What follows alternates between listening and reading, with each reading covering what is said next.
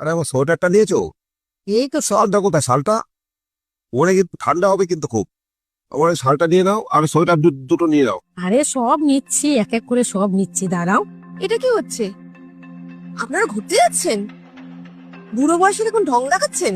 ঢং নয় বা, সারা জীবন খেটেছি তো, এখন রিটায়ার লাইফ। তাই ভাবছি তোমার শাশুড়ি মাকে নিয়ে একটু ঘুরে আসি। আর তার খরচ? কার পকেট থেকে যাবে সেই টাকা? নিশ্চয়ই আবার আপনাদের ছেলের উপরে চাপ সৃষ্টি করবেন। না না মা, ছেলে থেকে নিতে যাবো কেন?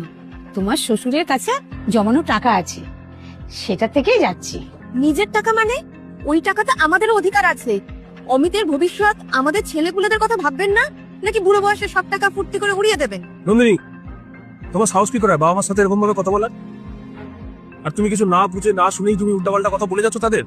আমার থেকে টাকা চাইবে কেন তারা? বাবার টাকা জমানো রয়েছে, আর বাবা সারা জীবন ঘাম ঝরিয়েছেন, পরিশ্রম করেছেন। উনি ওনার টাকাতে যাচ্ছেন, তাতেও তোমার অসুবিধা? হ্যাঁ, তোমার তো বাবা মার প্রতি টান বেশি। তুমি তো আমাদের ভবিষ্যতের কথা ভাবোই না, আর ভাববেই বা কেন? আজকে ওনারা যে ফিক্সড ডিপোজিটটা ভেঙে ঘুরতে যাচ্ছে, ওই টাকাটা যদি আজকে আমাদের হাতে থাকতো, তাহলে আমরা একটা নতুন গাড়ি কিনতে পারতাম বা অন্য একটা কোনো কাজে লাগাতে পারতাম। তা না, আমি চাই এই ঘুরতে যাওয়াটা এখনই বন্ধ হোক। মা নন্দিনী, তোমার টাকার চিন্তা খুব বেশি, তাই না? চিন্তা তো হবেই। আপনি রিটায়ার করেছেন, এই বয়সে এই বাজে খরচা করে ঘুরতে যাওয়ার কোনো মানে হয় না। তার থেকে ঘরে থাকুন না, এটাই তো যথেষ্ট।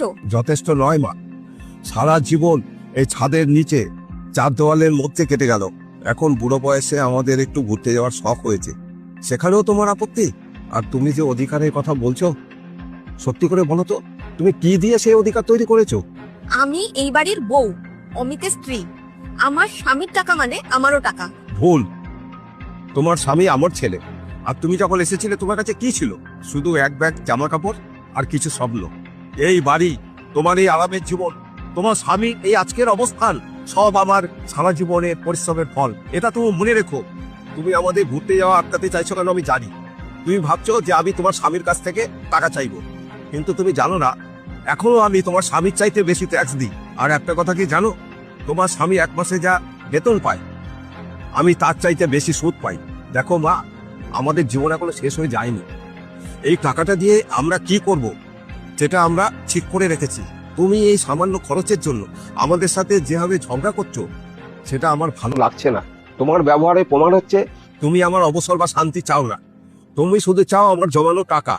মনে রাখবে, তোমার সন্তানরাও বড় হচ্ছে। তুমি আজকে যে ব্যবহার আমাদের সাথে করছো, বড় হয়ে তোমার সন্তানরাও তোমাদের সাথে এরকম ব্যবহারই করবে। মা, প্রকৃতি তার হিসাবটা ঠিক বুঝে নেয়। আর আমরা ঘুরতে যাব,